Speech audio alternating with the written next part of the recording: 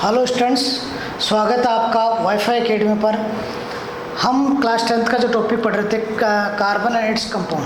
Carbon and its compound से पिछले lecture में पढ़ा था हमने, कुछ आईपीएस नोमेनक्लेचर के एग्जांपल्स पढ़े थे।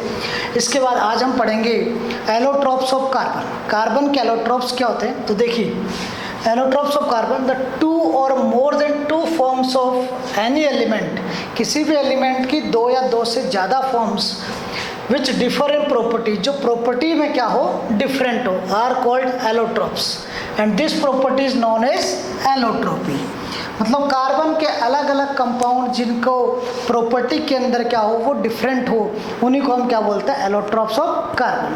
कार्बन के एलोट्रॉप्स तो टू टाइप के होते हैं, क्रिस्टलाइन एलोट्रॉप्स और नॉन क्रिस्टलाइन एलोट्रॉप्स।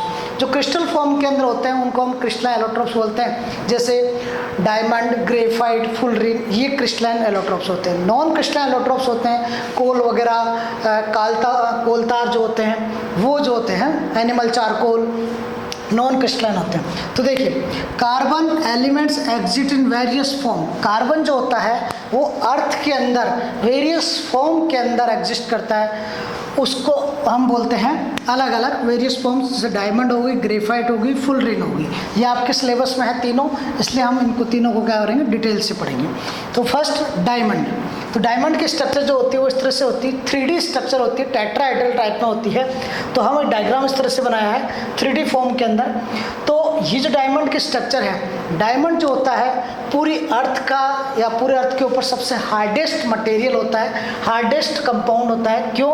क्योंकि ये जो होता है कोवलेंट बॉन्ड्स होते हैं, कार्बन कार्बन के बीच में कोवलेंट बॉन्ड्स होते हैं और कोवलेंट बॉन्ड सबसे हार्ड होते हैं, मतलब स्ट्रॉन्ग कोवलेंट बॉन्ड से कार्बन कार्बन क्या होते हैं, जुड़े हुए होते हैं। इस तरह से पूरे अर्थ के ऊपर हार्डेस्ट सब्सटेंस मान सकते हैं हम किसको, डायमंड को। अब देखिए डायमंड जो होता है 3D tetrahedral purest form of carbon, carbon की सबसे प्यूरेस्ट फॉर्म होती है और इसकी प्यूरेस्ट फॉर्म अवेलेबल करने के लिए, प्राप्त करने के लिए हम इसको क्या करते हैं, बहुत ज़्यादा प्रेशर और बहुत ज़्यादा टेम्परेचर पर रखते हैं, उससे हमारे को कार्बन की प्यूरेस्ट फॉर्म निकलती है। ये होता कहाँ पर है, जैसे अर्थ के नीचे कोल के अंदर क्या होता है, बहुत ज़्यादा प्रेशर लगता है और बहुत ज़्यादा वहाँ का अंदर का टेम्परेचर होता है अर्थ का, उस वजह से बहुत ज़्यादा प्रेशर और टेम्परेचर लगने की वजह से ये जो कोल होता है वो किस में चेंज होता है, का डायमंड के अंदर चेंज होता है। और डायमंड जो होता है वो ट्रांसपेरेंट फॉर्म में होता है। ट्रांसपेरेंट फॉर्म में होने का कारण भी ये होता है कि अर्थ का या रॉक्स का उसके ऊपर बहुत ज़्यादा प्रेशर लगना और अंदर बहुत ज़्यादा टेम्परेचर होना, उस वजह से ये किस फॉर्म के अंदर आ जाता है, ट्रांसपेरेंट फॉर्म के अंदर कन्वर्ट हो जाता है।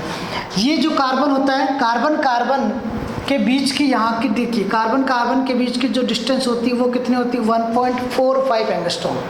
इसके स्ट्रक्चर के अंदर कार्बन कार्बन के बीच की डिस्टेंस होती है 1.45 एंगस्ट्रॉम। एंगस्ट्रॉम का मीन्स होता है 10⁻⁻10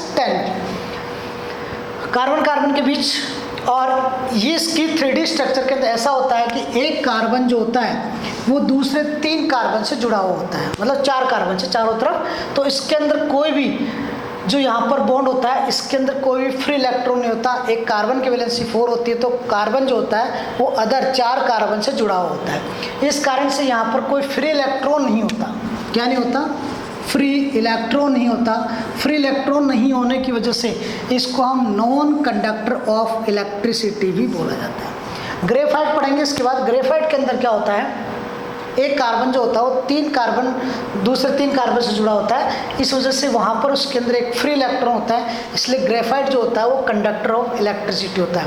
बट डायमंड के अंदर जो कार्बन होता है वो दूसरे 4 कार्बन से जुड़ा होता है, इस कारण से इसके अंदर एक फ्री इलेक्ट्रॉन नहीं होता और फ्री इलेक्ट्रॉन नहीं होने की वजह से इसको हम बोलते हैं नॉन कंडक्टर ऑफ इलेक्ट्रिसिटी।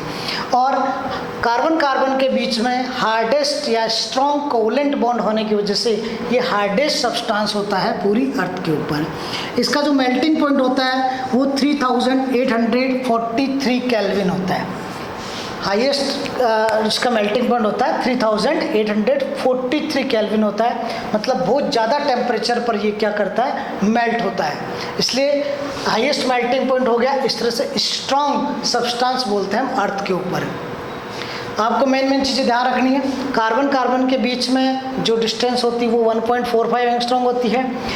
एक कार्बन जो होता है डायमंड के अंदर वो 4 दूसरे कार्बन से जुड़ा होता है, इसलिए कोई फ्री इलेक्ट्रॉन नहीं होते, इसलिए नॉन कंडक्टर ऑफ इलेक्ट्रिसिटी होता है। रॉक्स के बहुत ज़्यादा प्रेशर और बहुत ज़्यादा अर्थ के अंदर टेम्परेचर होने की वजह से ये ट्रांसपेरेंट होता है, प्योरेस्ट फॉर्म में भी वैसे ही प्राप्त होता है। तो कोल के अंदर जो बहुत ज़्यादा प्रेशर होता है या बहुत ज़्यादा टेम्परेचर होता है उस वजह से हमारे को ये प्योरेस्ट फॉर्म के अंदर मिलता है।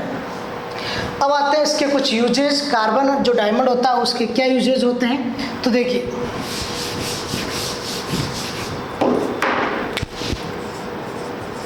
Usage of diamond. First uses है used in cutting of glass. Glass की कटिंग के रूप में, ग्लास कटर के फॉर्म में इसको यूज में लिया जाता है। जितने भी ग्लास काटे जाते हैं वो डायमंड से कटते हैं। दूसरा used in machines for cutting of rocks and stones.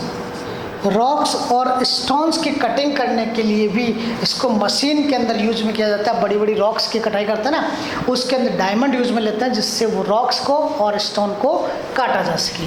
ठीक है। Third, use in the needle of phonogram. Phonogram की निडल बनाने में भी यूज होता है। जो कान के अंदर मशीन लगाते हैं सुनने वाली, उसकी जो निडल होती है उसको हम बोलते हैं फोनोग्राम। तो कान के अंदर मशीन लगाते हैं उसको फोनोग्राम बोलते हैं। फोनोग्राम की जो निडल होती है उसको बनाने के अंदर भी डायमंड का यूज में लिया जाता है। इसके अलावा used in precious jewellery. Jewellery बनाने के अंदर भी डायमंड का यूज लेते हैं। डिफरेंट टाइप की ज्वेलरी डायमंड की बनाई जाती है जो बहुत ही महंगी होती है। और इसके बाद हम पढ़ेंगे ग्रेफाइट के बारे में और फुलरिन के बारे में। तो ग्रेफाइट और फुलरिन नेक्स्ट लेक्चर के अंदर पढ़ेंगे। Thank you.